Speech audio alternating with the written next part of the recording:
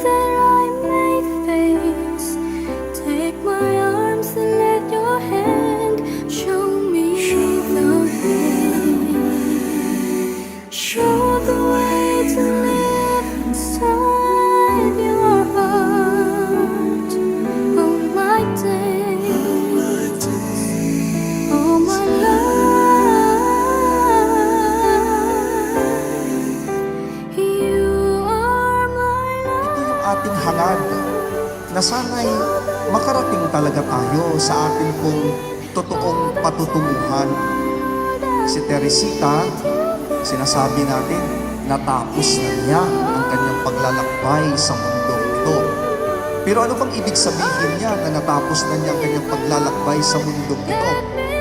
Ibig sabihin sana, naroon na siya sa dapat na patutunguhan niya. At wala tayong ibang tinutukoy dyan, kundi sana'y naroon na siya lubos sa piling ng lumikha sa atin. Ang sabi ni Jesus, ako ang daan patungo sa Ama. Walang makakapunta sa Ama nang hindi sa pamamagitan ko.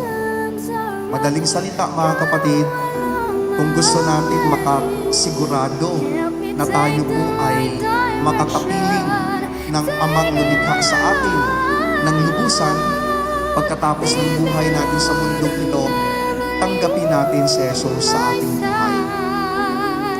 Gawin natin si Jesus na tagapagligtas ng ating buhay. Tanggapin natin siya at sa buhay natin ang kaniyang salita.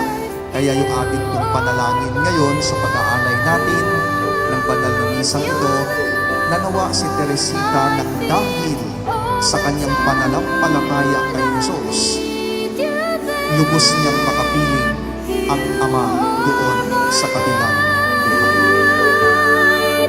I cannot live alone. Let me stay by your guiding light.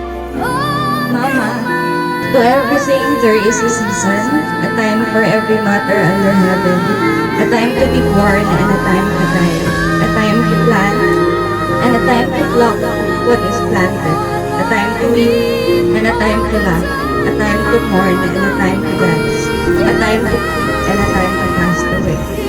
Nandito po tayo ngayon in memory ko of a mother, ate, auntie, at kaibigan. Teresita. Sama-sama po natin i-celebrate ang kanyang buhay na na-share niya po sa bawat isa sa atin at ang pagdadalamhati ng kanyang pagkawalan. By sharing joy po and pain together today, nawa po ay mabawasan ang bigati na nararamdaman po natin sa pag-isa niya at mas maging clear po sana sa bawat isa sa atin yung memory po na masasaya na katakasama po natin siya.